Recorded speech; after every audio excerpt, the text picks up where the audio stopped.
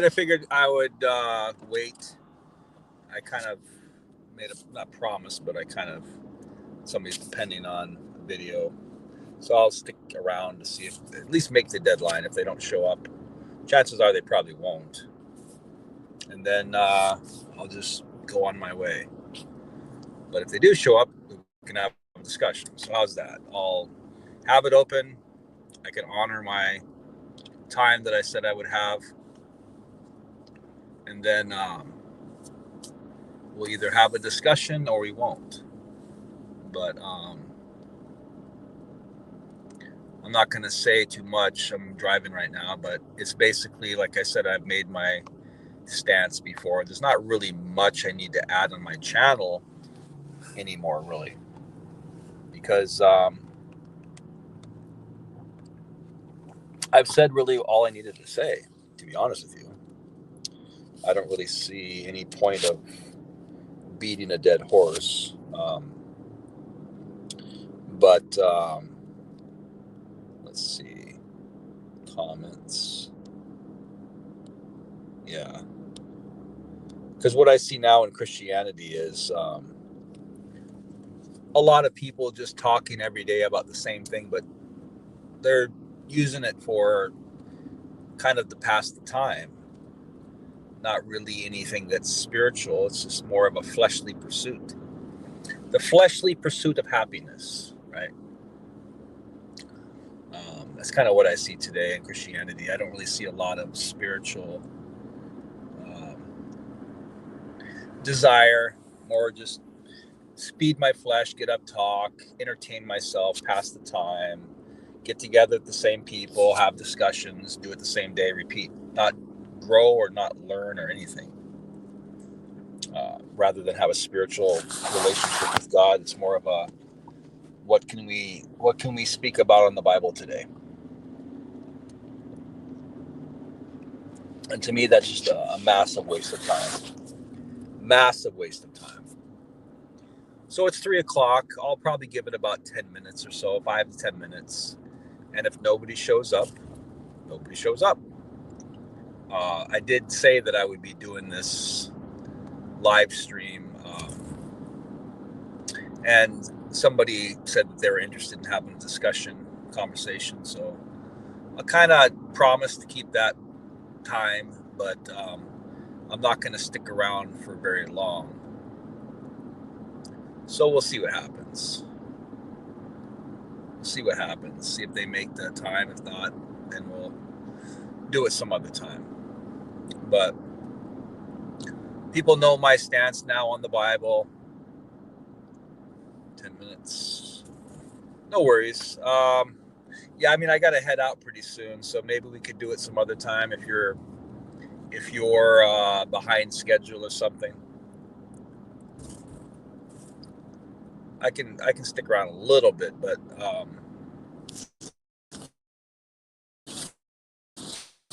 no worries if you're busy and you want to schedule it some other time. That'll work too.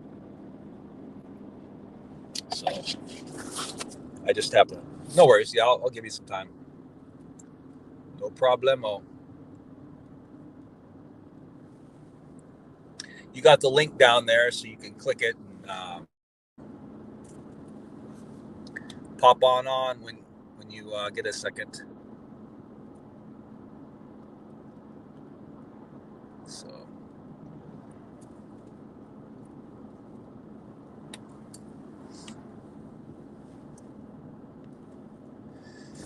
bum. Find a place to park here.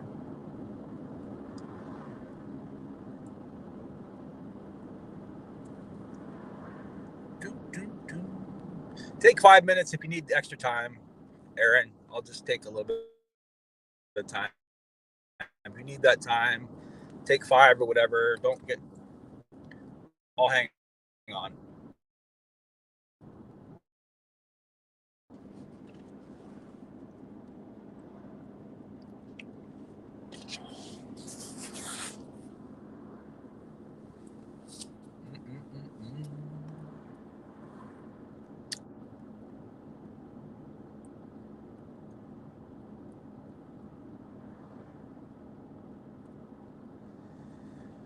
So, yeah, I mean, my stance is progressively uh, that the Bible is not, it's not inspired per se, like God gave us the Bible.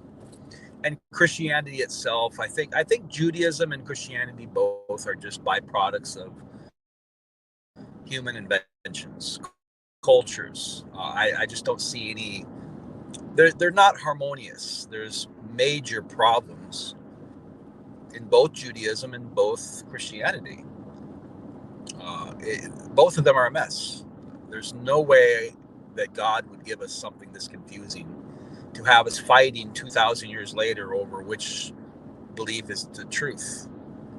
You know, we got all these different flavors: Jehovah's Witness, Mormonism, um, Protestants, Catholics. Nobody seems to agree. Nobody does. And then we got the biblical Unitarians. I would say that if anything was true, I would think the biblical Unitarian stance would make the most sense. I give them that.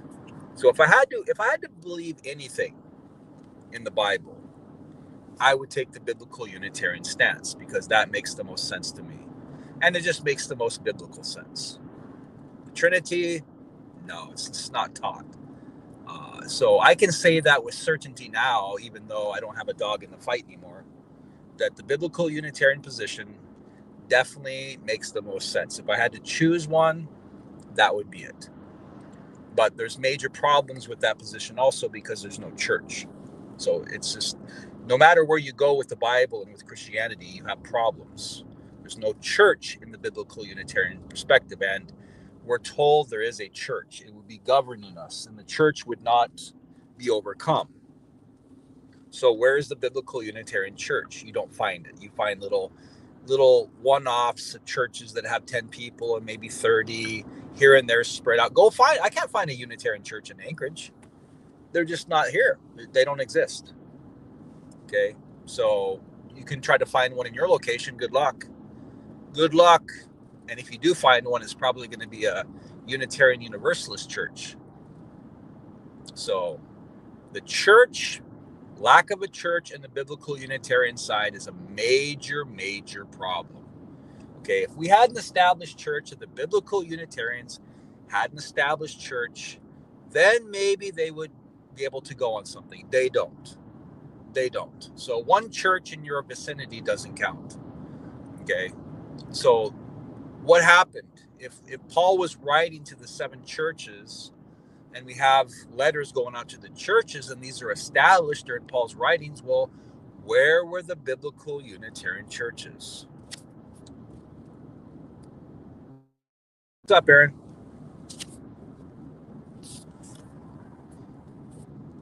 I think you're on mute. Can't hear you. Hello? Let me see. Can't hear you, my friend.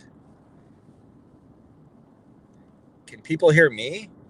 Maybe post a comment down there if you hear Aaron, because I don't hear Aaron. I think his mic's on mute or something.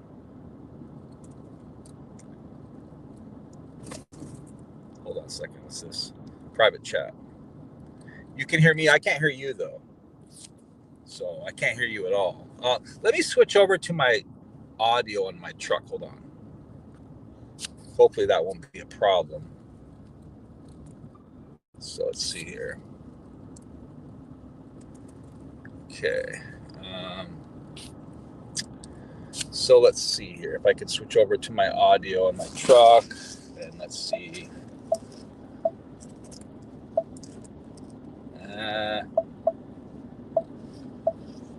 Kind of finicky here. I might have to disconnect or something. Why can't I hear you though? I don't know, man. Yeah. Let me see if I can switch over to my truck now. Let's see. I'm gonna disconnect my Bluetooth because that's not gonna work. So Aaron's having issues, it looks like, with his connection. So we're gonna have Aaron pop on.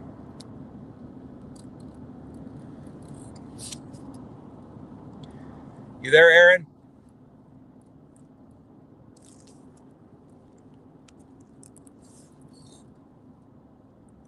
Still can't hear you, my friend. So I don't know what's going on. Let me disconnect from the thing entirely. Can you say something? Yeah, I can't hear you at all. Oh, there something just happened. I heard a ruffle. So whatever you did, you were ruffling around, and I heard something. Try it again.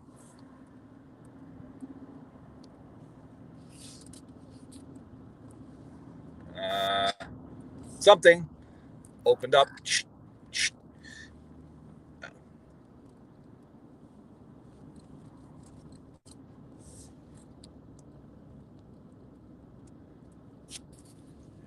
I don't know, biblical scriptura. You and I are not going to have a we're not going to have a good discussion because you are we've gone over this before. So I was hoping to have Aaron on for a little bit because Aaron's going to ask me some questions. So maybe after Aaron and I are done talking, I'll have I shouldn't have titled it open mic. I just wanted the open mic because it was going to be Aaron and I talking. So I apologize. I should have probably renamed it differently than just open mic because that's kind of misleading. But I know your position, biblical scriptura, and you're not going to see anything different. So there's really no point us coming on and you saying the Bible is true and me saying it's not. There's not going to be any groundwork being made there at all. It's not going to be. You're not going to change, and I'm not going to change. So it's really no point. I'll bring up. I mean, I'm not really going to argue with you though. Hey, what's up? Can you say hi and see if I hear you? Yeah, you see him. What's up? Hey, you got some sound, man. What's up, biblical scriptura? What's up, Prima? Yeah, I'm good. I'm good. How you doing? Good, good. So it looks like Aaron's the one who's got the mic issues then. Yeah. Man, I'm still praying for you, man. Oh, I'm praying for you too. You sure? I'm praying for you to wake up and see the light, man. Man, I already see the light. I got Jesus. Nah, Jesus said he's the light of the world. Yeah, well, again, a book that's filled with a lot of problems. You know, Okay. we can have circular reasoning all day. You know, the Bible says it's true because the Bible says it's true. Well, great, but there's just too many issues for me to. Not that the Bible is trash. I mean, there's some good stuff in it, but a lot of it is really demonic, in my opinion. You know what? This might be a little test run, right? So because actually I was gonna start my stream, then I saw you came up, right? Actually, my stream today was going to be bring your best Bible contradictions. Oh. Well, So I so mean, so contradictions are so, not mm, really my beef with the Bible. mhm. I have my beef with the Bible is the way that it was put together, the canonization, but also just Mm. the evil that God is involved in the Old Testament, and how He slaughters children, and how He would send bears to. All right, one one He, one at a time. You know when you talk with me, you yeah. always list like about five things in a row, and I Well, gotta try yeah. to Well, remember. this is mostly going to be me and Aaron going to be Mm. discussing because Aaron's going to ask me questions. So if Aaron can pop back on, Yeah, when Aaron that come up, I that got would no be problem. So cool. so my question is, Mhm. okay, what's the problem with the canonization? So that's Well, that's the just first thing yeah. you said. Well, it's just not just that. It's just Christianity in general. So we've got all these different flavors of Christianity, and the reason why is because the Bible is open to your interpretation. Everybody interprets it differently. Um, so it's just Right, but not when you something.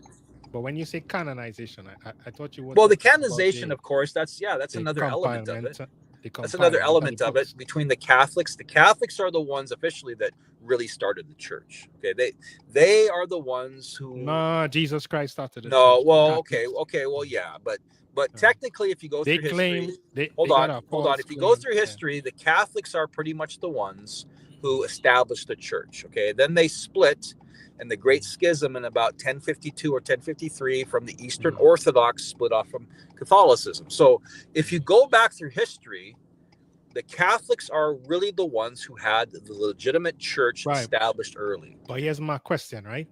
Mhm. Where how did you come up with the Catholic starting the church? Just going through history. Yeah, And but if we read in the book of Revelation, well, you read about 7 churches in Asia Minor. Any of them was Catholics? the Catholics are well, no, because Catholicism was progressive. So the Mm, Catholic Church today, mhm. even though it's an established church, it's not necessarily the same exact in No, every but you understand. But I'm saying, but you right. I understand do. that, I right? understand, but my So I'm point saying is that that the claim that the Catholics make is nonsensical to me, because if Jesus tells John to write to 7 churches in Asia Minor, none of them ain't Catholic, right? Who well, says that? that's that. But that's coming up in the future, though. So, Mhm. that's going to be coming up in the No, future. those are past. Those are all of John, the no, this is Revelation. This is no, Revelation. no. What I'm saying is when John is writing to the churches, he is writing to churches that exist. Those names that you see there Yeah, are but these are future churches that are going to be there to be the future churches, because John is having a vision and a Mhm, revelation of the future. So when he's writing about mhm. these churches are established in the future, but he's writing about them now because he's been given a vision of the future. Yeah, but you realize some of those churches are actually raised by Paul. You know that, right? Well, I mean, yeah, So but I'm my saying point is, those. if we just go Mhm. through No, I'm just Scripture. saying historically, Hey, what's up, Chris? those 7 churches existed. In fact, let's say for instance, the last church, easy one, Laodicea, right? uh, you had Laodicea and the Church of Colossus, which was a few miles apart. So when John is speaking about the church, he actually names people who are there, like Pergamos. For all of these are actual churches that Yeah, well, right, but existed. yeah, but my point is, if we actually go through, I mean, even people that are not Catholic, just Mhm, historians will go through, and the earliest churches that we can see on record, the clear woven thread is Catholicism. That's pretty much, and then Eastern Orthodox breaks off from Catholicism. I was reading the Britannica, mhm. quite a Yeah, bit, but quite a bit of books the I other would call day. them sex. I would call them Well, sects sure, of, but of everybody, but you have mhm, Catholics get on, and they'll mhm, spin you around with or your Protestants and Catholics, of course, mhm. both argue they are the church. The Catholics have the No, seven I extra think we books. all Well, yeah, but we make. see, that's the problem with Christianity is it's Mhm. just a mess. You have people that No, what I'm saying is that. you have the Catholics that have seven more books than Mhm, the 6 to 7 more books than the Protestants do, and the Protestants decided not to have that. Is It's not divine. We're not going to, So it's mhm, basically the Bible is something that was put together by man. mhm. God didn't mandate it. Right, God but didn't would you order it. agree that the deuterocanonical books were separate from the Tanakh? Sure, but a quarter of, like, John, Matthew, Mark, Luke, and John, we don't even know who wrote those. I So, don't know. the Bible itself, Mhm, 25% of the Bible, we have no mhm. idea who even wrote it. Okay. Well, it's an argument out of silence to No, say it's not an that. argument on a silence. That's a Mhm, big deal. When you don't have an established author, mhm, then mhm. to say it's an argument from silence, that's a cope. That's just trying to make an excuse out of Right, nothing. If right, I but if I read a book and I didn't mhm, know who wrote it and I just assumed it was God, then I'm mhm. really putting my own presuppositions into it. All If right, I have a book, let's do this. if I Mhm, have a book that has a lot of problems in it, it has a lot of contradictions and it has a lot of variants, and mhm, a quarter of the books are unknown. We have no idea who wrote them. There's mhm, no way I'm going to start throwing all of my cards in and saying this is God's word. This is mhm. inspired. I have to believe it, especially when the promises The words aren't inspired. It's the people who wrote them. But especially when the promises don't come true. How many blind people have you Can you hear healed, Prima? me? How many mhm. blind people have you Hello. healed? Yes, I Yeah, can hear you, Aaron. yeah, Aaron, Oh, we good. can hear you. How many blind people have you Wow. healed, Prima? I don't claim to have the gift of healing. I never Well, did. that's odd because I've never met a single Christian who's ever said that. Ever. Mhm, I've never met a single Christian who ever says that he has the gift of healing and he's healed a blind person or has healed a mhm. lame person. I've never in all of my life Yeah, ever seen anybody heal a lame person from birth or a blind person ever. even though the Bible promises us So that are they you will be saying able that? to do it. All right. So what you're saying is that miracles would confirm your belief. Well, at least miracles would support it. If I Mhm. have a book that has all of these problems in it, then at Mhm. least I could go to the promises that God has given us and go, okay, well, let's see if these So promises you have never met actually anyone work. who Hold have on, let me had just a finish. No, uh, no, no, I've any, never met uh, anybody. I've never met no. anybody Here's my question. documented. Yeah, well, before you respond, here's my question. You never met anyone or saw anyone who said that they had a miracle happen to them? Not where you can actually corroborate it. Everybody says, you know, Mm. I have a miracle, whatever. Then they Mhm. have, well, I was going through chemo for 6 years and I'm Mhm. free. Well, God and chemo work together. No, no. I'm Mm. talking about the promises. You will lay hands on them and they will be healed. Mhm. We're talking about anything you ask in my name and I will give it. So Right, but why can't do you think why these things are can't for show? That's hold not. You on, think hold these on. things are for show? No, they're not for show. That's Okay. again, we have children that are dying of cancer, children that are in Mhm. pain. We are Mhm. promised in the Bible that we will do greater works than Jesus. Okay. Mhm. They were healing people. Everybody that came was healed from So all kinds of diseases. you're saying that nobody haven't been healed from cancer before? Nobody, no, there's not a single documented case ever where Mhm. somebody has laid hands on somebody and instantaneously their Mhm. cancer goes into remission or they're cured of their blindness. It's No, never no. happened Here's ever. my question. Have you ever not seen someone with a testimony online who said, Yeah, "Listen, but I the had cancer." testimonies are Well, extremely weak. let me finish. I listen to you. That they have said that they were healed of their cancer. Yeah, but all it always involves a doctor. It always involves a doctor. So, Well, it's hey, the doctor what's who going would on, make Aaron? You got anything? the diagnosis, right? No, the doctor is the one who's And that's the diagnosed one them, who but he's would say also that, given them chemo yeah. for 3 years and radiation. So Mhm. there's never see this. These are the one-offs that we're looking for. These little Okay, all hidden right, little cool. So, stories. all right, no This problem. would But be well, if I know hold you want on. to So talk Prima, to Prima. Aaron, but Yeah, just no but hold one sec. Listen, you always, whenever I come, I have no problem listening, but you just rattle, no, shotgun all no, the Prima. time. You always interrupt me. No, but you shotgun for most of the time, and you continue to put Because I already on told you some. before I brought you up that I don't want Yeah. another discussion with you because you and I don't All I don't. was doing was asking you questions. So here's Yeah. my last question before I go. Right? Mhm. Here's my because I know you want to talk to Aaron. No Yeah. problem. I'll hop off. So here's my question. Right? So you're saying that the criteria for not knowing whether um whether you know the name of an author or not, that the book is true or false. No, I didn't say that. I'm saying that Well, that we that's what you were saying. You're saying since it is that none of the gospel authors can, in your opinion, be confirmed. Are you saying that if it is that someone that a book is produced, right, and you don't know who the author is, right, and you read the work in it, you're saying that the book is false? I didn't say that. I'm saying Okay. that it should be highly suspect if I Mhm. don't know the authors, I'm not automatically going to start throwing all my cards in and saying that God wrote this or God supported this. God had prophets write it, especially when we Mhm. combine all of these other things. When we have promises Mhm. given to us in the Bible that tells us that we will Right, be but what doing I'm these saying is, things. does somebody's name on the book make it true or Well, false? no. If somebody if the Bible was backed up with Mhm.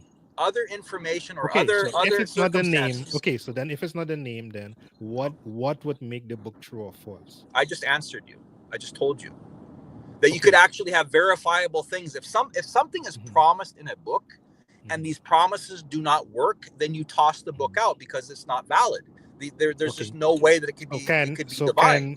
can the gospels be verified according to what the authors wrote in them? No, they can't. They can't because they fail the litmus test.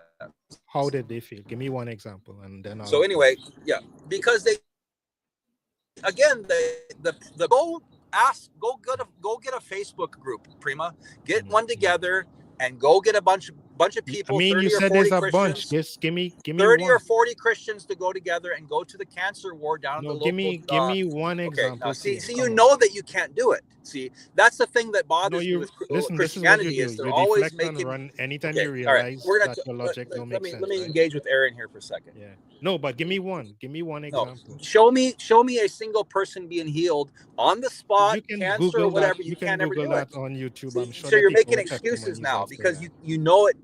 You know you can Mhm, never find a single person ever, and we're talking about mhm, billions of people, and you can't find a single documented case ever mhm. where somebody is I'm sure you can spontaneously go healed by online and find cancer that CM. or CM. no. I'm sure See, you could go I, online. I think I'm, a- I've heard enough there. I'm asking you for What's up, one Aaron? example from the gospel. No, Hey, I'm Yeah. not gonna thank you for entertain you having anymore. me. Can No, you you hear keep me? running with your Yeah, circular I'm not arguments, gonna right? entertain you anymore, Prima. Yeah. Yeah, All right. Yeah, So it I'll sounds still like pray for you, all right? it sounds like yeah. you still believe in God. No, Absolutely believe in God. I just don't. I no, the CM got God. his own Hey, God. hey, That's the Prima. problem.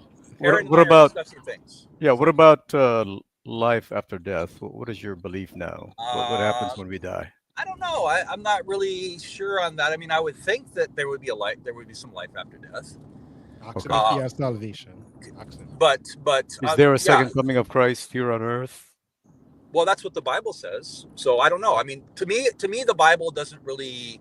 It doesn't pass the sniff test. So I don't know really what to trust in the Bible or what to throw out.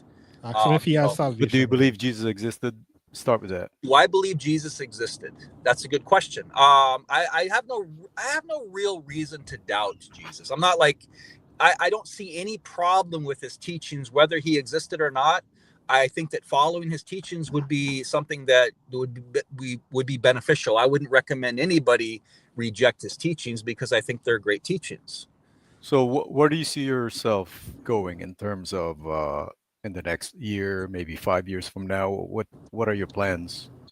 I see myself as somebody who's going to have a personal relationship with God and not be bounced around by all of these different religious groups. I can't fit in any of them. And Okay. nobody can fit in. You know, we're all trying to fit in. We got this little Unitarian group on these channels now because we don't fit into to the Trinitarian churches. We're not Catholic. We're not Orthodox. Now Yeah. we got to branch off. So everybody's in their own little group. I think my belief is I think we need to have a personal relationship with God, listen to our conscience, grow, and not be forced into a certain group that tells us what to do. Well, at least you still believe in God, and you have moral basis for rejecting some parts of the Old Testament, as far as the prophets being commanded by God to you know kill people, and or Children, God commanding the people of Israel to kill babies and stuff like that. It's your right, moral right. standard, which you get from Well, God, right? right. That's how I see it. Is we have a conscience, regardless of who you are, regardless of your faith, regardless if you're an atheist. We all, when we're created, we have a consciousness given to us by God that allows communication to the divine. And whether atheists usually don't tap into it because they reject God, but a lot of them try to do good because this is Right, something right. instilled in them and they still do good. But the ironic thing is they're actually doing what God wants them to do, even though they don't believe in God. God believes in them, Right. so they're actually doing good things and they're living a godly life even though they reject God. He's still there present because he's connected to them spiritually even though they reject him. Because I've been observing you from afar. I once in a while check in and see how you're doing Yeah. and stuff like that. And when did this skepticism start? Was it like a year ago? It's like all of a sudden you don't believe in the Bible anymore. You know what I'm Yeah, no, saying? I mean, When did that to start? be honest with you, I've had issues with the Bible for a very long time. I didn't really make it evident because a lot of times I was trying to confirm my own biases or I was trying to just force myself to believe in something. You know, when I saw glaring Right, right. issues with it, I was kind of like trained to tuck it away, like most of us are. Well, Yeah, that's yeah. no, we're supposed to believe it and just accept it. But there's too many problems, and I think what really got me was the Elisha and the bears. That story there really kind of shook me. I can't. And when I saw the excuses that Christians made over it, I go, wow, this is not. They're not even being honest with the Do you find yourself storyline. becoming a Jew, a religious Jew? No, no, I reject Judaism emphatically. Okay. No, I think Judaism is even worse. I think both Judaism and Christianity are both branches of mankind trying to understand God. But you've got the Jews, in the Old Testament, with God ordering the slaughter of children and everybody to defend Israel. And then, of course, in the New Testament, God does a 180, and now he's a Okay. peaceful, loving God and love your neighbor. Well, it's not that God changed, it's that the So culture it sounds changed. like, yeah, you have a moral standard that you get from God, right? Right, From right, reality, from right. nature. Okay. So, well, here is how I see it.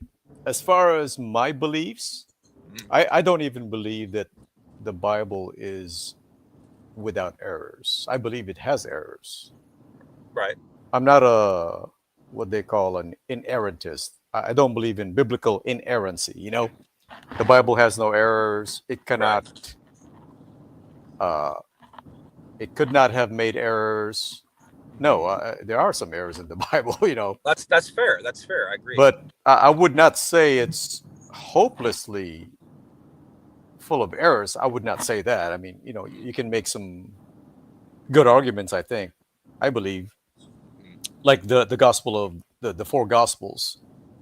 There are some, I believe, good faith errors, right. but they're not hopelessly contradictory. There are some inconsistencies, yeah, but I believe that you can extract or mine historical evidence, Jesus' existence and his resurrection, some of his miracles and stuff like that. You can, but there is no, for me at least, I don't believe in inerrancy. So Mm. in that case, we're similar. But you went to the extreme of there is no way to verify. Is that what you're saying? Well, I'm just saying Or that some things can be verified. Maybe a I'm just few saying things here that and there.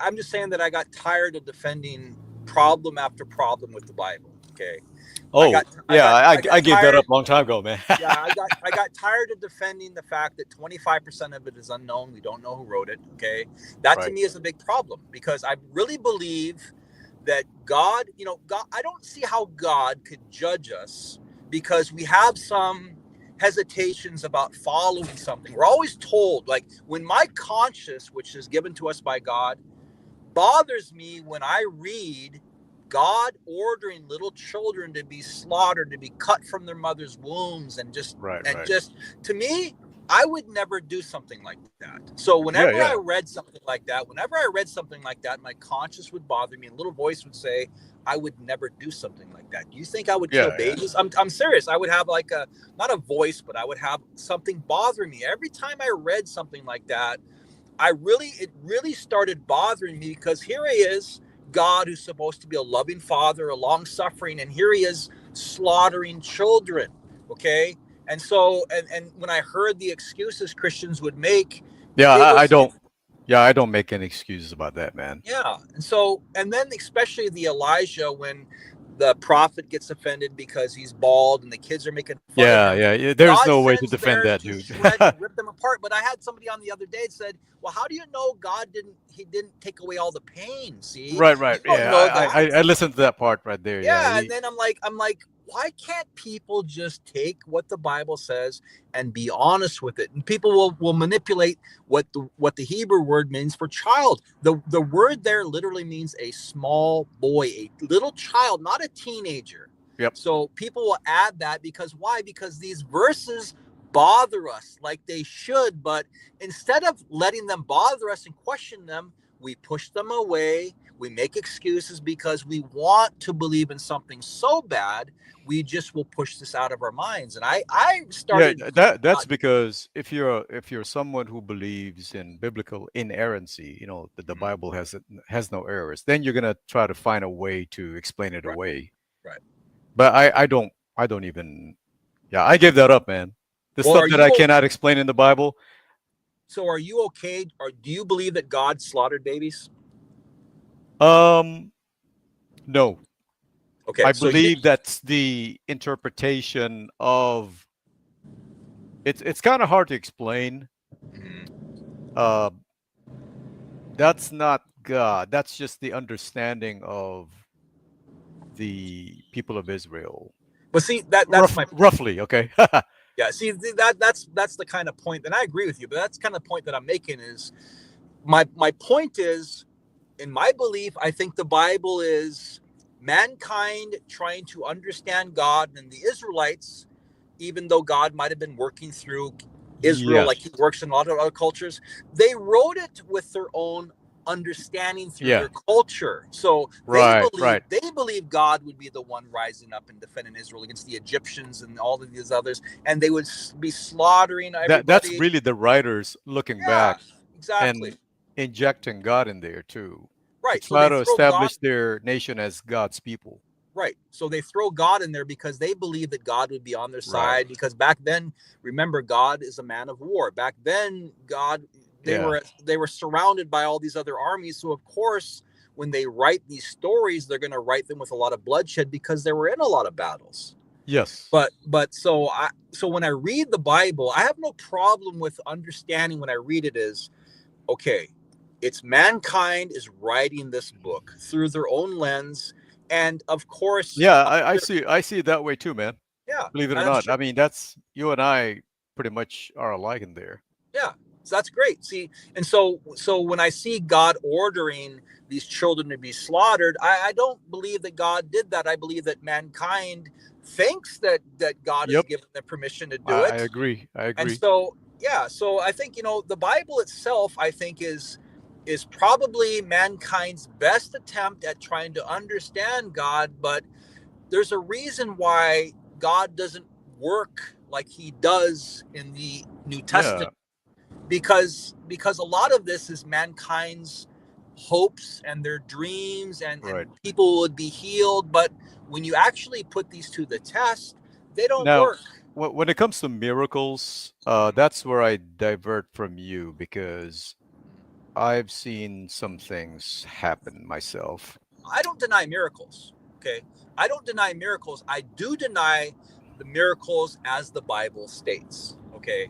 Because the Oh, Bible is what about really, what Jesus performed, like his resurrection and, I mean, him I have no turning water into problem. wine? Sure. I have no problem with that. If it occurred, I have no issues with it. I'm not going to argue with it. I have no, I But you're can live with talking that. about the laying of hands and Right. Well, see, the thing is I don't doubt that God can perform miracles. Obviously he can. But the now, issue I now when you have say is, he can, do you believe that he has yes, done it? absolutely. I believe he does today.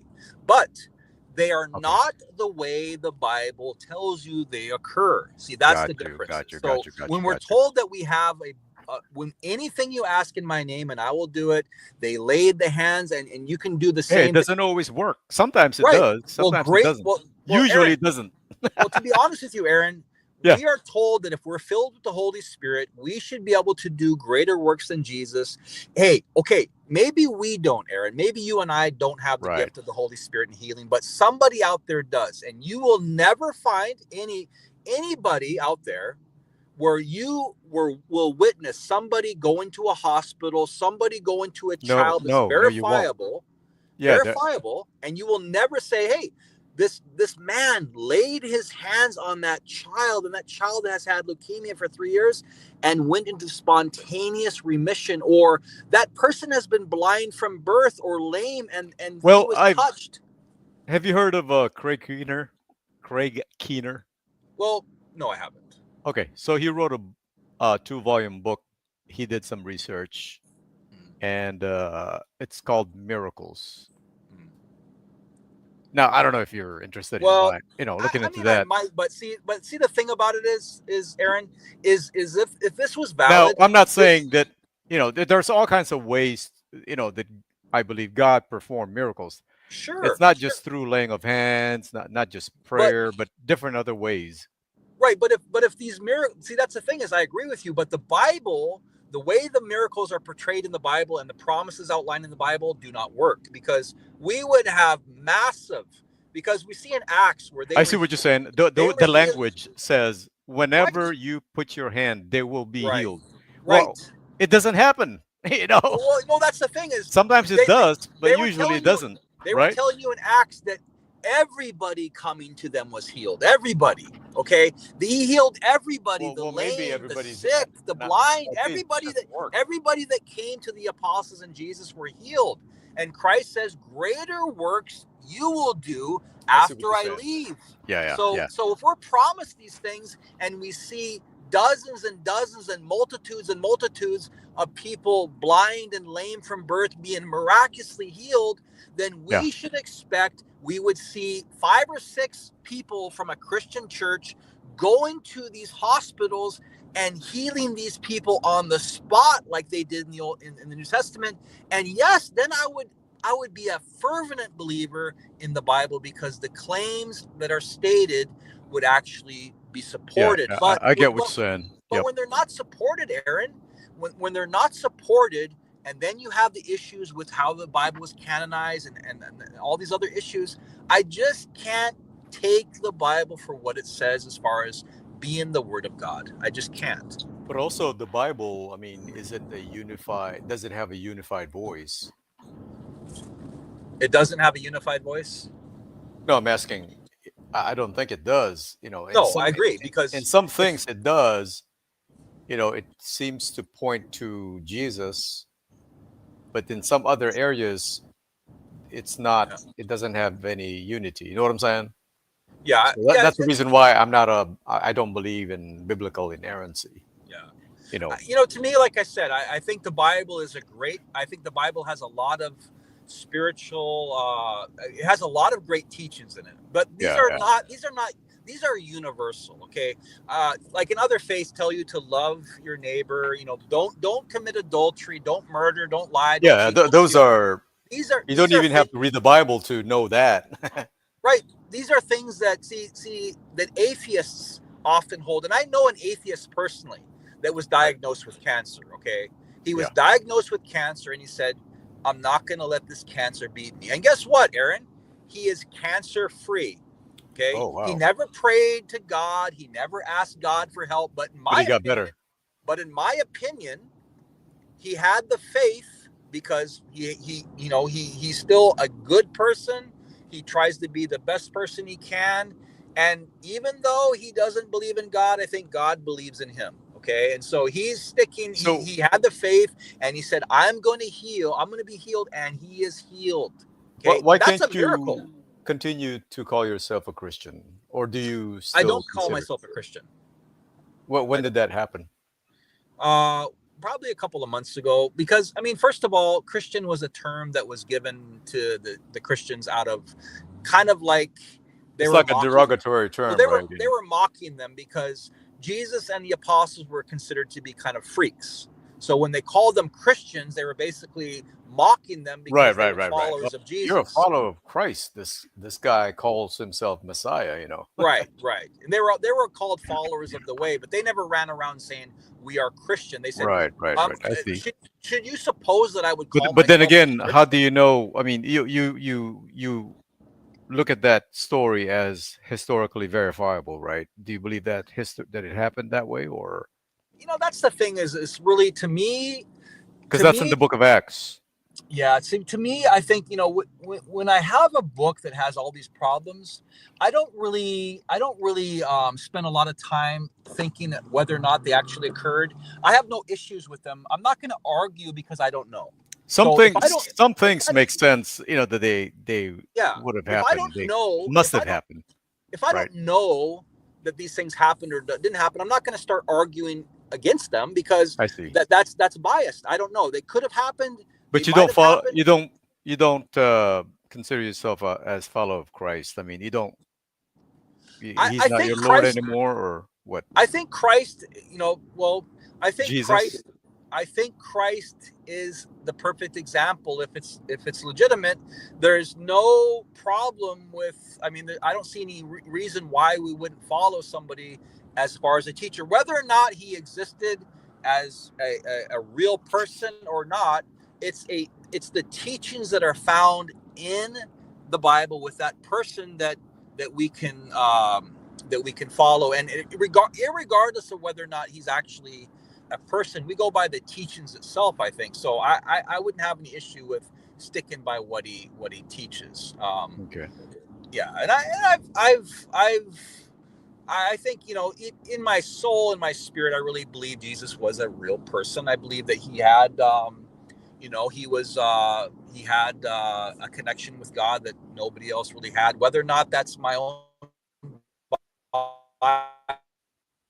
I don't know, but I do believe that. I don't reject Jesus. I think that he was real, but the Bible itself, has a lot of issues with it. So it does give me some doubt, but I would never argue against the teachings of Christ and try to make him out to be false or anything like that. Yeah, I just yeah, don't see how that would be beneficial, because everything that he taught is really spiritual and it's great. I think that would be the greatest example of how somebody could live.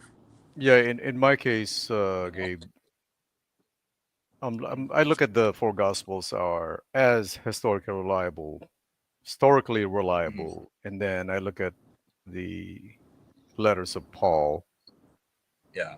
Those are also historically reliable, Hmm. and so I go by the principles put out there, Yeah. and I believe Jesus. He's the Son of God. God. To Hmm. me, there's enough evidence. I mean, I don't need to believe that the Bible is perfect to know that, to Sure. believe all that. You know what I'm saying? That's a much healthier perspective. I wish I would have had that kind of perspective earlier, because people are trying to argue for the Bible being perfect, and that's where they run Yeah. into. Oh man, you're. There's no Yeah. way. Well, see, the problem is what I saw in You're gonna Christianity. lose But your faith. You got a well, lot of yeah, people you're right. You're when right. you try to defend the Bible, and it's and Yeah. then all Yeah. of a Yeah. sudden that there's that one thing. Oh, wait a Yeah. minute. Right. Next thing you There you go. know, the whole Yep. thing falls Yep. apart. Exactly. This is how I would summarize what I believe. Yeah, yeah. I believe the Bible, God does reveal himself through the Bible. The Bible is a spiritual book. Absolutely, I believe Some that. things in the Bible, I wouldn't say the Bible. 'Cause Well, the sure, sure. Bible is Some just a things, yeah, library yeah. of. There you go. That's a better definition. What I would say is the Bible has a lot of man-made fluff, but hidden in the Bible, there's a lot of spirituality in it that we Yes. can take from it. So the problem is a lot of people unfortunately get caught up on trying to find out whether or not that there was really a snake in the garden. Who cares? Right, These are right, really right, these are right. really deviations from what we should really be focusing on. And so, Yeah, I don't even believe that that's yeah, literal. I think see, that's the thing, is what the I wish I writer would have. used, Right, metaphors and things like right. that. See, that is a very healthy way to approach it, Aaron, and that's Yeah, kind I'm of one how. of those people. Well, I'm still conservative, but I'm not progressive. That oh yeah, let's allow gay Sure, no, no, marriage no. and Well, we know even through our conscience that it's wrong. Even right, kids will right, point right. out that the LGBT stuff is wacky. So, Yeah, so yeah, what your Aaron is your faith will stand the test of time, because you can't shake something when you understand that the Bible is not perfect and all these things could be metaphorical. You're not going to all of a yeah, sudden yeah, dump yeah. something because, oh my gosh, one of these verses says two witnesses and the other one says three. It's false. I got to throw it away. It's just kind of That's like, right. Yeah, to me, the Bible is written by man. Man makes errors. To me, the fact that they have discrepancies in there is actually more testimony that it could be true, because right. you don't have somebody trying to go along and clean up everything and make sure that everything is dotted perfectly and all these things. And That would be. Mhm. I asked you earlier too, if you believe in the second coming of Christ, right? The literal coming of Christ on earth. And in my case, you've heard of that belief, eschatology belief called full preterism. Yes, I have. So I've been more and more becoming Yeah. attracted to that because, once you die, you go to heaven with Jesus. There is Mhm. no second coming, you know. So you don't. So you don't. So once you die, you're. So the Bible though says that nobody is in heaven but Jesus, right? So how does that work? Why Like I there's don't. no. So you don't believe in the resurrection? You don't believe in the resurrection? Well, when you die, that's your resurrection right there. You mean I mean the that's certainly. physical? Well, let's put it this way, Gabe. Put it this way. I am agnostic when it comes to future things. Yeah. All I know is once I die, or someone who is a Christian, who's follower of Christ, right? Mm. once that person dies, he goes to be in the presence of God. Mm. Now, what's going to I would happen? agree with you. I would agree with you. Will there be an actual physical second coming of Christ? I don't know, Yeah, because I I've don't been know. Yeah, I don't know. To I'm me, agnostic.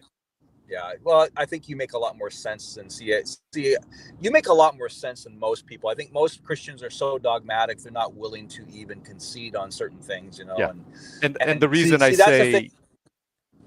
say the reason I say that a person goes to heaven, there are extra biblical evidence too. Absolutely. I mean, Sometimes we see a lot of you these. don't. Yeah, yeah. We see a lot of You these know near-death experiences that exactly. Yeah, yeah. people have these stories, and they're like, Some of I them was are not up there in even the presence. Christians, but they make it there, Yeah, right? right. I was up in the presence of God immediately, and not there's to me the resurrection to me seems too messy. Like, you know, all these bodies are going to be raised up, even the people that are cremated.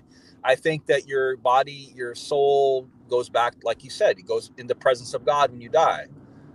Right. That to me makes a lot more sense. So when I say I'm not a Christian, what I meant by that is I don't buy into the mainstream Christianity motif. I don't align myself to a lot of these other fractions. And first of all, You still first adhere and follow some of the principles in the Bible, like loving your neighbor and right, but see right. that the thing is people assume that to call yourself a Christian means that you follow Jesus. Well, that's true, but in reality, to be a Christian today means that you align yourself with these factions, because Yeah, to be that's a the Christian, so to be a Christian, when I say I'm a Christian, then that means automatically that I align with a particular group, and I don't. See, right.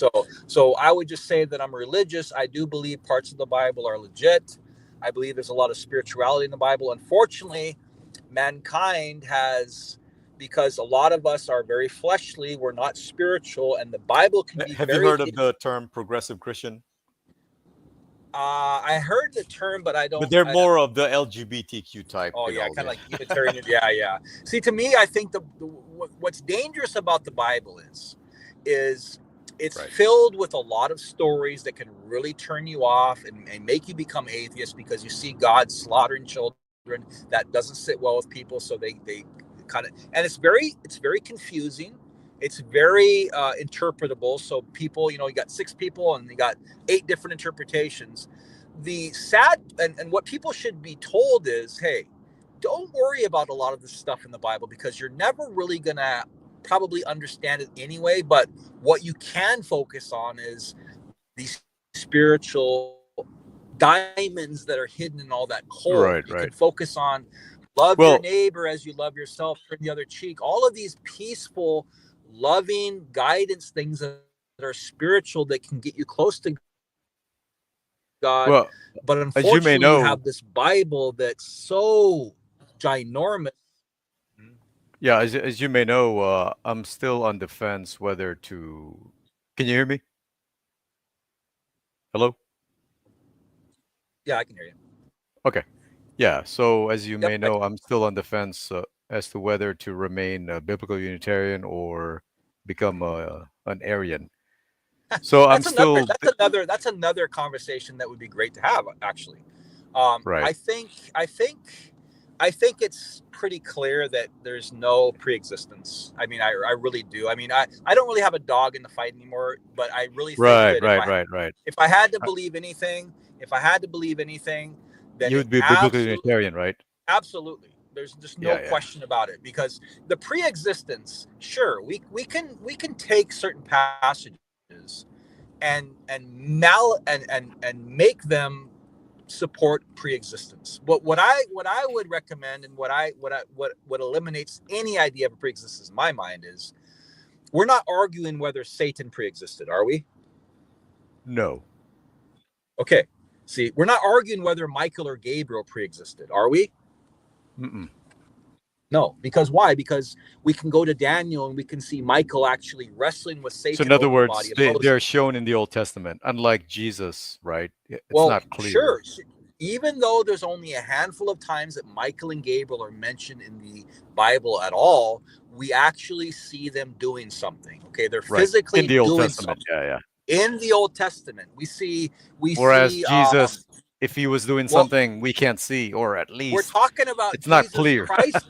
We're talking about Jesus Christ, the Son of God here, not an angel or Satan. Right. Yeah, that's a very strong argument, to be honest. I have to admit. Jesus should be somebody that, I mean, if we're not debating Michael and Gabriel as Satan has 2 chapters. Satan goes to confront God in the heavenly realm about Job, and you see Satan talking. You don't see Jesus or the Son of God there confronting him, especially when Gabriel says, nobody but Michael will contend for me. When Gabriel himself says in Daniel that nobody but Michael will contend for me, well, what about the Son? What about Jesus when he says Michael is the only one who will contend for us? And Michael is the great prince. So when I start putting all these things together, I'm saying I do not ever see the Son of God being spoken of around the throne with the Father and the being angels. Spoken of or speaking or No, being interacted I never with. see anybody being worshipped, any worship being directed to the Son of God in the Old Testament, not a single time. Right. Nobody associates creation in the Old Testament to anybody but God the Father. The Son is never mentioned. So what am I supposed to do? Am I supposed to go to like Proverbs 34, what is his name and what is his son's name, and take all of these little hints and riddles and try to create this pre-existence? We're not doing that with Satan and Gabriel and Michael, see? So the fact that that's what pulled me out of that is, by the way, do you still debate Trinitarians at all, or no? I don't have any problem with it, and I probably will, because I think even though I disagree with large parts of the Bible, what does the Bible actually say? So I can pick up a book about the tooth fairy, and even though it's not true, I can say, hey, you want to have a book, you want to have a discussion about what's written in the book about the tooth fairy? Let's have a discussion about that, even though a lot of it might not be true. So I don't have a problem with having these dialogues with people, because I think it's beneficial, but I got to be careful, because the Bible allows us to be very fleshly, because it is a book of interpretation. And so we can really mold that around our own beliefs, and for kind of I got to go in a few minutes. Oh, that's fine. Yeah. But I appreciate your time, man. This is good. I'm glad I appreciate you coming on. You're honest with your approach, and I really respect that. But like I said, on the fence about the pre-existence, I wouldn't even really consider that, because every Bible verse, I've come down from heaven. Yes, every good gift is coming down from heaven, from the Father. Everything's, just as you sent me into the world, I sent into the world. They are not of the world, just as I am not of the world. So the Gospel of John for you does not teach pre-existence? No, absolutely not. No. Okay. This would be all over the Bible. We wouldn't have to go to the Gospel of John, which is very figurative, and then just imagine that. Jesus Christ, the Son, would be everywhere in the Old Testament. You would not have any problem finding him there, but you'll never see him worshipped. You never see him speaking to anybody. You never see somebody speaking to him. You never see anybody being involved in creation in the Old Testament, but only the Father. So Colossians and Hebrews, everything was made through the Son, meaning because of the Son, for the reason of the Son. He's not there creating.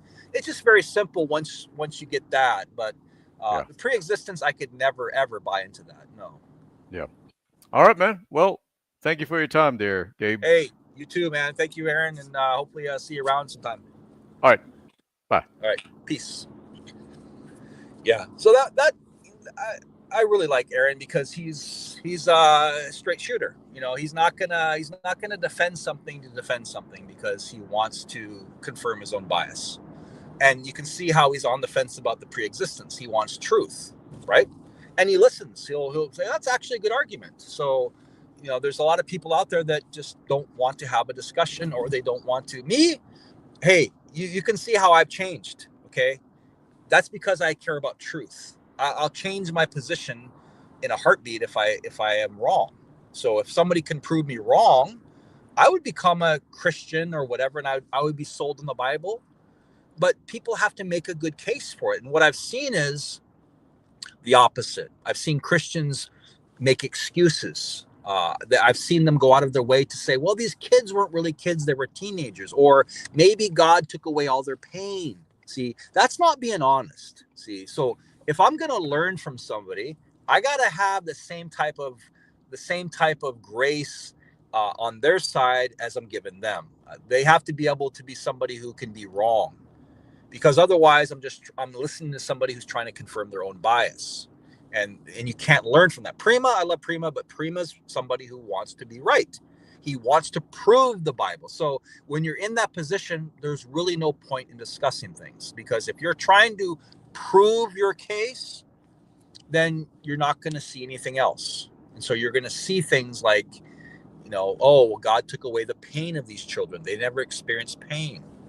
So, to me, I believe a lot like Aaron. The Bible is got a lot of problems in it because it was written by man. But in that, you have a lot of spirituality too. Just like I could write a book now through my own life history, and I would put a lot of my own personal stuff in it, but there could be a lot of spiritual aspects in it also, because maybe I've learned a lot. I've seen a lot of spiritual things. So, I think that I've grown a lot, but I think it's Aaron's got a very healthy perspective, because he's not going to be consumed with the snake or the garden and trying to figure all these things out and trying to make it work. It's irrelevant to him, really. What's relevant to him is the spirituality part of it. That's going to get him on the fast track, because he's not going to be burdened by all of these other things that weigh people down, that actually cause people to lose their faith and walk away. See, so I didn't really lose my faith per se, but what is it? What is faith anyway? What is faith anyway? Nobody seems to agree in Christianity today. It's not like I walked away from Christianity itself, because you have to define what Christianity is. We have all these different groups. So even if you leave a group within Christianity, you're not considered a Christian by most people. Okay, if you're not a Trinitarian, you're not considered a Christian by most people.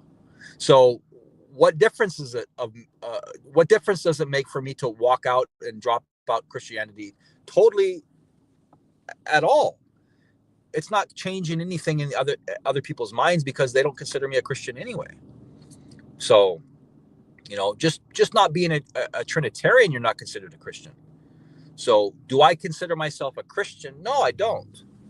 Because to be a Christian really means that you align with Orthodox Christianity, which is in the Trinity. Okay, these are things that to be a Christian now. Google Orthodox Christian. What do Christians believe? And they will tell you that they believe in the Trinity. Okay, and that's kind of the cornerstone. And then, of course, there's different fractions and stuff like that. So I always will believe in God. Okay, it's not shaking it actually gives me a much healthier perspective when it comes to God, because I was really down a lot reading about God slaughtering children. I was really down a lot about God sending bears to maul these 42 kids and rip them to shreds. I was down a lot seeing a lot of these Christians lie and make things up, try to defend the Bible. So it's either I reject the Bible totally, which I didn't see any need to, or I just understand that a lot of it is just baloney. And that's the healthier perspective. Whether or not Jesus existed and he taught these things, I really am neutral about it. I really have no desire to go after and try to make Jesus out to be a liar and make him out to be a false teacher. To me, I think that there would be a reason I would be doing that, and I think that would be not a good thing. Okay, I don't see any reason for me to go after a great teacher like Jesus, if he did or didn't exist. The teachings are great, and so if I found myself going against his teachings and try to prove him wrong, then I would see myself as kind of more militant and more devious. I would see myself as trying to be like, not only attack the Bible, but attack the very teachings of Christ, which are the best parts of the Bible. Okay, then I would have a lot of questions about my motives, but I don't have any of that. I'm neutral when it comes to Christ, because I don't see any reason why somebody would reject what he did. Like that's probably some of the best parts of the Bible, right? I would have to respect somebody, and if I don't have the proof, yay or nay, I'm not going to take the nay. I'm going to take the positive part of it, because there's nothing that's going to be negative coming out of following Jesus. You're just not going to have any negative side effects of that. Okay. There's no reason for me to depart from that. But as far as the Bible is concerned, there's a lot of negativity in it. A lot of Christians find themselves being kind of overburdened when they become Christians. Because why? Because in my opinion, you've really adopted something that's not of God. Okay, you've taken on a lot of baggage where you are forced to believe in something now where you see lots of problems, but you're told that everything is inerrant, everything is from God Himself, and so and then you have to try to align with all these other groups. So if you become a Christian, you got to find a church, then you got to fit in. Okay, you got to fit in, and you're not going to fit in with everybody. People are going to disagree. You're going to look around you, and you're going to find yourself in this little tiny kind of a holding cell, really. And then you got problems with the Bible that you don't understand. You got to go to your pastor. See, I think the best thing is, the healthiest thing is, and that's the unfortunate reality of religion, is we as people, as humans, are connected spiritually with each other.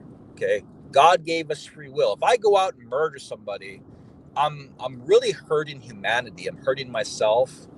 And that's the problem with religion, is religion has cut us off from each other. Okay, religion has sectioned us off. Judaism, Catholicism, Protestantism, all these other isms and all these other faiths. Everybody's got their own little clique, and so we're not united anymore as humans. We're sectioned off, and we're told, don't talk to other people, don't eat dinner with them, don't break bread with them. I mean, wow. See, how are we supposed to unite? And I think the healthiest thing is realize that all the religions out there probably have some truth. All the religions out there are mankind's stab at trying to understand God, but none of them get it perfectly right. Okay, whether or not you want to agree that Muslims are bound for hell and they reject Jesus, I don't know. I mean, I just don't see how God really would punish people when you have a book that God never promised that He would have written, and you have all these people who have all these different issues with it, and then they start doubting. I don't see how God could damn people to hell for all eternity. I just don't. So I respect the conversation with Aaron, because Aaron is a straight shooter, and he wants truth, and whether he agrees or disagrees, you got to give him credit, because he's trying to find truth. Somebody that just wants to confirm their own bias, like Prima, even though I love Prima, he wants to believe in the Bible, and he wants to believe in these things, and he's never going to change probably, and that's fine. But he's not like Aaron, who's actually open to seeking truth and challenging himself. See, I am. I that's why I've radically departed, because I was tired of trying to defend things that bothered me. And so if I had to believe in something, the biblical Unitarian perspective would be the best case scenario. That's But again, they don't have a church. See, so no matter where I go with this faith, I have problems with it. There's no church in the biblical Unitarian faith, which proves that the biblical Unitarian perspective is also wrong, because the Bible is wrong. Okay, none of this occurred. This is all mankind making things up. Say on that. Hopefully, Aaron will think about the pre-existent stuff and just kind of look at it full term. Like, put away the New Testament. We can't really reverse engineer the Bible that way. Go to the Old Testament, start there, establish some criteria. Look at Daniel. You see Michael and Gabriel active. You see them doing things, even though, again, they're only mentioned a handful of times. They're there, though. There's no debate. I don't see any debates. Prove Michael didn't pre-exist, or Gabriel. I don't see any of these YouTube live streams like we do on the pre-existence of Christ. We see these pre-existence of Christ debates all the time. All the time. They're everywhere, trying to prove Jesus pre-existed. I don't see Gabriel or Michael or Satan as some of these titles. They're never argued, because why? Because We know they pre-existed because we can read it and see them doing something, even though they're only mentioned a handful of times in the Old Testament. And when it comes to the Son of God is so much more formidable than Satan, Michael, and Gabriel. And you would expect him to be all over because he's the Son of God. Supposedly, he's the creator of the universe, right? That's what we're told by Trinitarians. But yet you never see the Son of God speaking. You never see him around the throne, the Father and the angels. You never see anybody saying, "You, Lord, are our Father and Son. Glory to the Son." You never see a single hymn or accolade or prayer given to the Son. Psalm 103:20, bless the Lord, O you his angels. You see angels given praises and hymns. You never see bless the Son of God, you eternal Son that surround.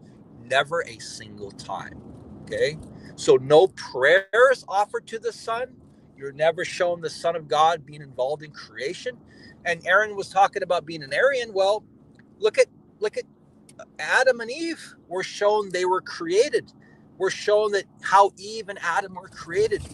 The Son of God were never shown how the Son was created. Don't you think that the authors in the Old Testament would have made it very clear how the Son of God was created? Then God Himself took from His own usia and created the Son. And the Son of God and the Father lived together from that point on, and they were embraced with love.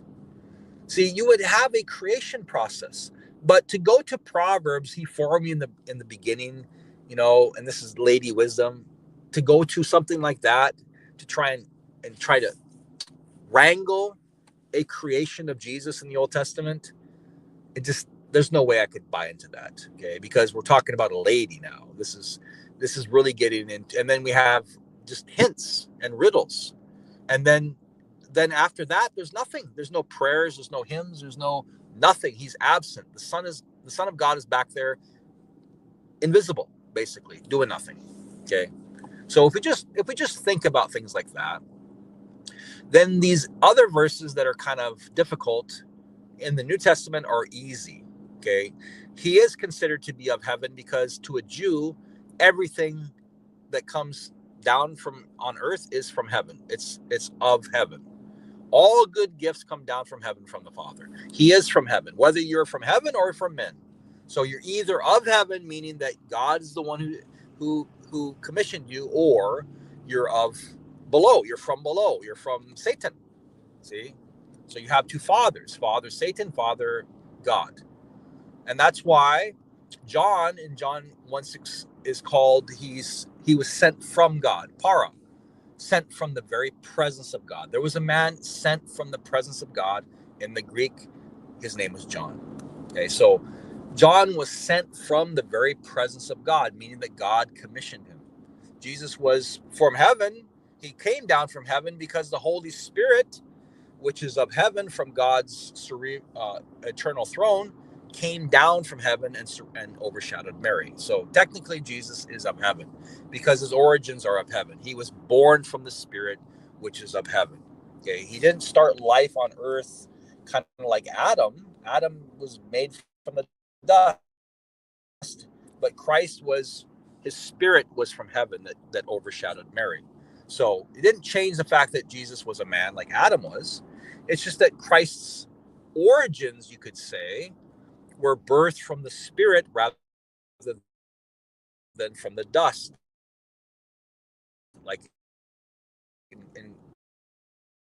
so Christ had a different type of creation process because he had to. He had to bypass the inheritance of Adam. Otherwise, he would be a sinner, right? So he had to be born from the Spirit. But it doesn't negate the fact that he is a human in every way that Adam was. We're not arguing whether Adam was a dirt man and Eve was a rib woman, right? So that's the beauty of the Bible, whether people want to take it literally or not, is it's very easy to understand certain things once you get rid of this pre-existence and just realize that Jesus was a human. Once you start realizing he was a human, then everything clicks. Then we don't have to add things, right? So pre-existence is another thing that will cause people a lot of confusion, because you're looking for something that you shouldn't be looking for. You're trying to find him back in the Old Testament, and we're taking certain passages and trying to mold them to fit our criteria. When the overwhelming evidence, I would say 96% of the Bible doesn't support a pre-existence. Maybe 4% of it does, and that's overwhelmingly in the New Testament. And we're going to take that 4% and discard the 96%. See, again, there's a reason why Gabriel and Michael and Satan are not on the chopping block of trying to argue whether they pre-existed. Okay, because I can point to Daniel and show them there. Okay, I can go to Job and show Satan there. 2 chapters. We shouldn't think that Satan and Gabriel and Job were more important than Jesus, but yet we're not arguing whether they pre-existed, because we clearly see they did. Okay, there's no debate, and we really want to think that now we're going to argue whether or not Jesus Christ, the most formidable figure in the Bible other than God the Father, whether he pre-existed. We got to argue that. Why aren't we arguing whether Gabriel, Michael, or Satan pre-existed? See the problem here? That should wake us up. We're not arguing that because we know they did, and we're supposed to not know that Jesus did. We're going to use a couple of passages to try and make it so. No. He would be all there. There would be no mistake if the Son of God, aka Jesus Christ, was created back in the Old Testament. You would see a creation process. All the sons shouted for joy. It doesn't mention anything about the Son of God as far as Jesus. So Christianity itself, like I said, is gone through so many different changes and morphs and everything. It's too exhausting to continue. Okay, you're going to always be arguing with people. If you're a Christian and you call yourself a Christian and you fit into one of these groups, you're always going to be bouncing around arguing and debating. And to me, that's really taken away from your spiritual life. I think the best thing to do is develop spiritually, but don't take the Bible as literally God's word in its totality. Realize that it's imperfect, we're imperfect, and we have a book that has that imperfection wrapped up in it, and there are some really good teachings in it, and that's what we should take from the Bible, and that's going to be a lot healthier. Like somebody like Aaron probably won't ever lose his faith, and that's great, because he's not holding to an inerrancy. He's not holding to the belief that the Bible is perfect. I know a lot of people have walked away when they found the errors in the Bible. They can't handle it because they're told that God's word is perfect, and so they dump it and they become agnostic or they become atheists or whatever. I don't see Aaron running into that problem, and I would never argue against people being Christian or believing in the Bible, because I believe in parts of the Bible too. Okay, so it's not like I would argue against it and just say the Bible itself is trash. There's a lot of the Bible that is trash, but doesn't mean I'm going to throw it out into the trash. I just don't believe a lot of it, and a lot of it a lot of it is irrelevant anyway. It's not going to change my life whether or not I believe in the flood. Okay, so anyway, good to see you, Chris. Good to see you, Aaron. Thanks for coming on, and hopefully you get a little bit more perspective of what I believe now. So, with that being said, God bless.